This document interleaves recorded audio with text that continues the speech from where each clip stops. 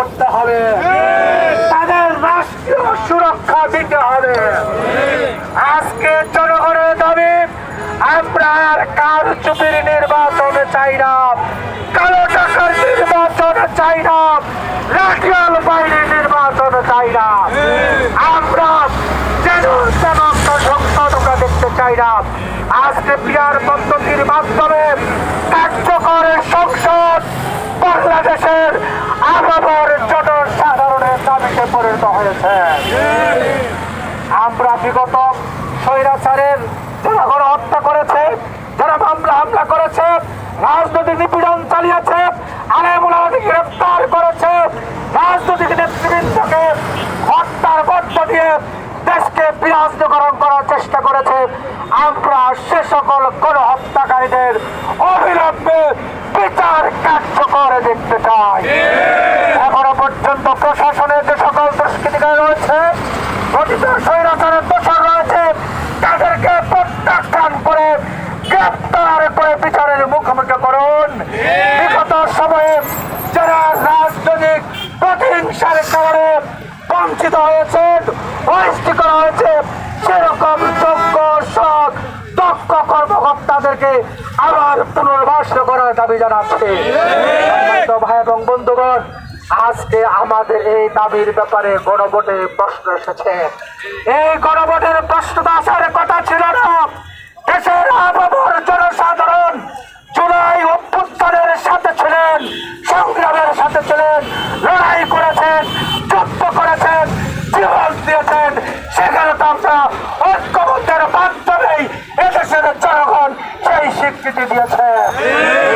একটি দুটি দলের অবৈধ আকাঙ্ক্ষার কারণে একটি দুটি দলের তাদের নিজস্ব ধামখালি করার কারণে আজকে গণভোট পর্যন্ত আমাদের আসতে হয়েছে। সুতরাং আমরা বলতে চাই, অবিলম্বে নির্বাচনের পূর্বে গণভোটের মাধ্যমে জুলাই সনদ পিয়ার পদ্ধতির ব্যাপারে এই দেশের জনগণের সম্মুখে আদায়ের ব্যবস্থা করুন।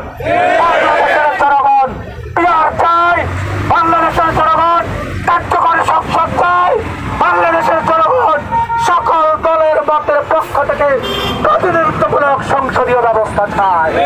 বাংলাদেশের জনগণ আর কোন ফেসিজম কায়েম হতে দিতে চায় না।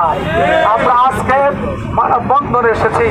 আমাদের দাবি যদি মানানো হয়, আর মানববন্ধন নয়, আর বিক্ষোভ নয়, আর মিছিল সমাবেশ নয়, আমরা প্রধান উপদেষ্টার বাসভবন কার্যালয় ঘেরাও করতে পারি। যদি না হয়, আমি জনতার দাবির জন্য সারা দেশের জনগণকে সাথে নিয়ে সারা বাংলাদেশের অবরোধ ঘোষণা করা হবে। জনতার দাবি মেনে নেওয়ার জন্য আমরা সরকারের কাছে আহ্বান জানাচ্ছি, নির্বাচন কমিশনকে সেই ভিত্তিতে নির্বাচন পরিচালনা করার কার্যকর ব্যবস্থা গ্রহণ করার জন্য আহ্বান জানাচ্ছি।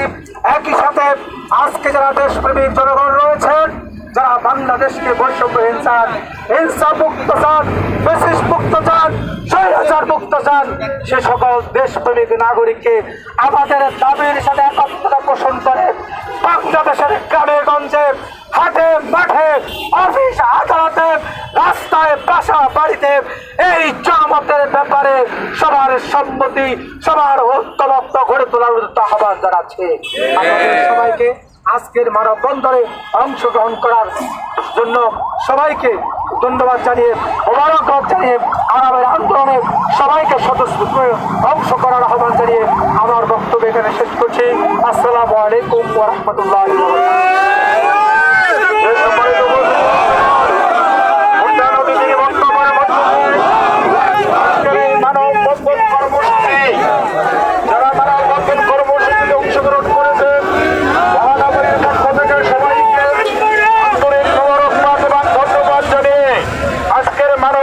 কর্মসূচি এখানেই সমাপ্তি ঘোষণা করা